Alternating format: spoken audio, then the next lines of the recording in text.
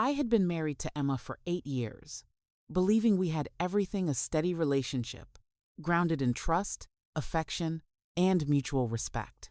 Of course, we faced challenges from time to time, but I always thought we were stronger as a team. We had our daily habits, our shared jokes, and a common plan for the life we wanted. I never imagined that something so ordinary could begin to tear apart everything we'd built. It started with small shifts. She began spending longer hours on her phone, laughing at messages she didn't show me. There were sudden meetups with friends I had never heard of, and whenever I asked about them, she waved it away, saying she needed more time with people outside our marriage. I didn't press her, assuming everyone needed breathing room, and I trusted her completely. I never thought I had any reason not to. One night, after she returned from yet another one of those unexplained outings, I felt something wasn't right. She seemed distant, distracted, almost like her mind was somewhere else. When I asked her what was going on, she paused before finally admitting she had been seeing another person. Her words hit me like a heavy blow. I was stunned, unable to process what she was saying. She looked straight at me and said it was just for fun, that it didn't mean anything. My heart dropped. How could something like that be considered harmless? I wanted to convince myself it was a joke or some nightmare I'd wake up from, but the harsh truth was right in front of me. She had betrayed me, and even worse, she didn't seem to grasp the seriousness of her actions. I didn't respond right away. I felt hollow, as though the ground had vanished beneath me.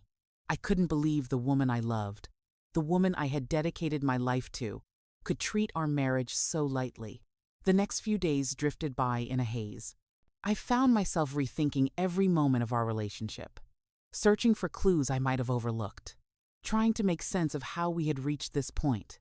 Eventually, I realized what I needed to do. I told her we had to talk. We sat down, and I told her I couldn't remain in a marriage where our promises meant so little. I asked her to gather her things and leave. She looked shocked, almost as if she never expected me to take such a firm stance. I could see a hint of regret in her eyes, but it was too late. The damage had already been done. The divorce happened quickly. There was no reason to prolong it. We had no children and no major possessions to fight over. I signed the papers, and she moved out. For a while, I felt a wave of emotions, anger, sorrow, betrayal, but above all, I felt a strange sense of freedom. Freedom from the lies, the deception, and the person who had broken my trust. Months passed, and I began to rebuild my life.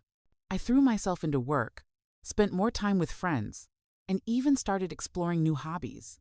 I was healing slowly, but steadily.